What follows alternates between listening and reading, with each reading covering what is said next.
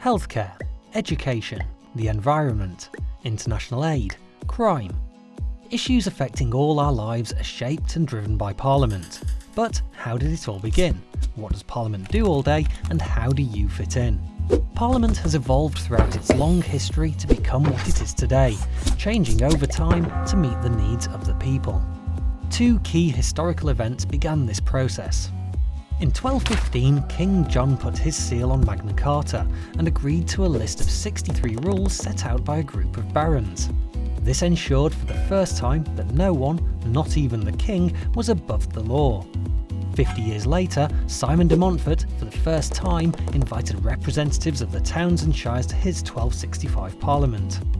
These events established the foundations for the representative democracy we have today, and from this point onwards, the power to make decisions for the nation passed, over time, from the monarch to Parliament. Let's take a closer look at the UK Parliament today.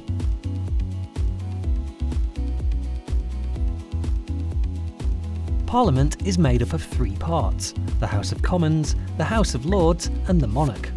The House of Commons is the elected chamber of Parliament. It debates big issues, proposes laws, amends existing ones and challenges the government's work. There are 650 members of Parliament, or MPs, who each represent a constituency in the UK. They belong to either a political party or are independent and are elected by constituents of the area they want to represent.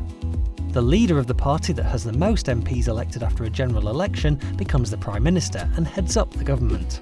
They choose a cabinet made up of 20 senior ministers, who coordinate each government department's work. Parties not in power are called the opposition. MPs from the opposition and government question the government on policy and proposed laws. The Speaker keeps the House in order by chairing these debates. The House of Lords is the second chamber and shares the making and shaping of laws with the House of Commons.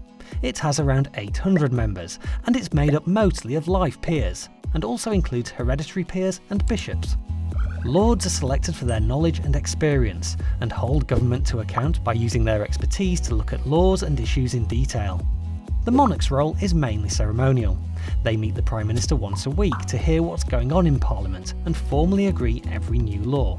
But that's not all. There are also people working behind the scenes who support the work of Parliament: clerks, librarians, researchers and many more. The government has been elected to run the country, and Parliament holds the government to account for us, the public. But how? Prime Minister's questions and ministerial questions give MPs and Lords the opportunity to challenge the government's policies. It's in these debates that they can share the views of their constituents and the public and how new policies may affect them. Another important way Parliament can scrutinise or look in detail at the work of government is through select committees. Select committees analyse and scrutinise policy. They're made up of either MPs, Lords or a mixture of both. Together, committee members look at a particular subject and make recommendations on improvements.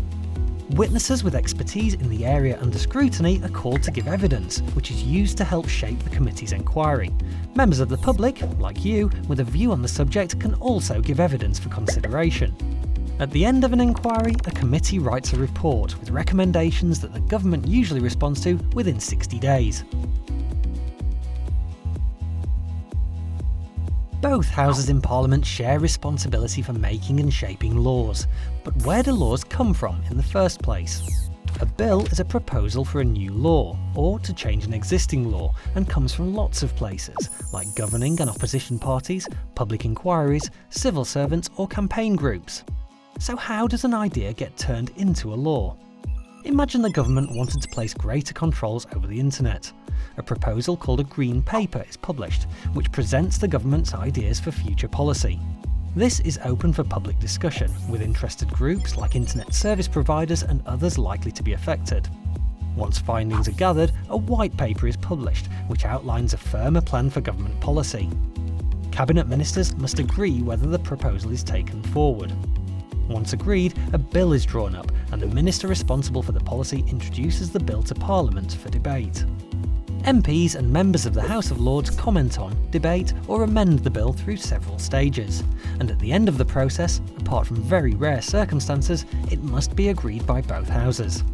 It's then passed to the monarch, who gives formal approval, or royal assent, and the bill becomes law, called an Act of Parliament. In the UK, we live in a democracy, which means power is in the hands of the people through our right to vote. Throughout history, lots of people in the UK have campaigned for the voting rights we have today.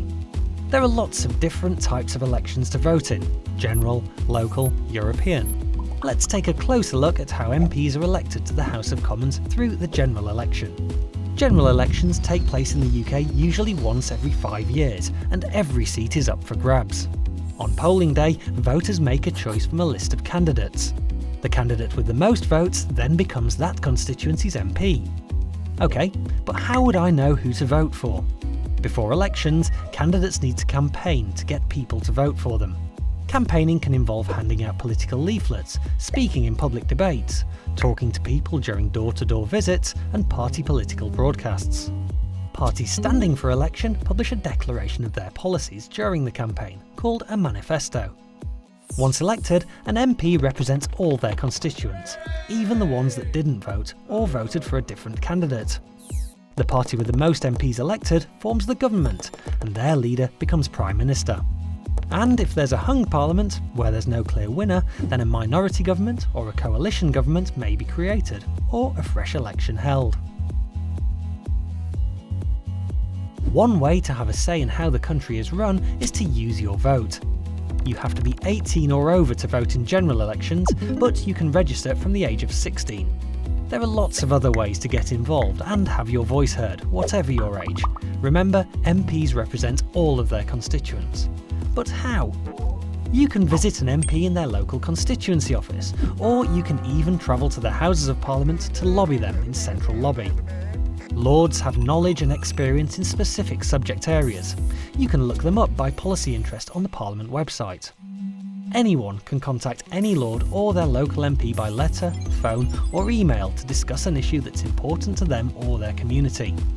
Sometimes though, there's strength in numbers, so to get your voice heard, you could join the youth section of a party or the UK Youth Parliament. If you're passionate about an issue, you could start a petition for a cause either on paper or online, or join an existing campaign, pressure or protest group to influence decision making. These groups use different methods to get their voices heard, from lobbying to peaceful protest, all designed to bring about change. And don't forget, you can get your voice heard in school or college too by joining or starting a student council, a bit like a mini parliament. So, Parliament sits at the heart of UK democracy, debating the big issues of the day, making and shaping laws, and holding the government to account. By voting, petitioning, campaigning and more, you can also get involved with the work of Parliament. What will you do?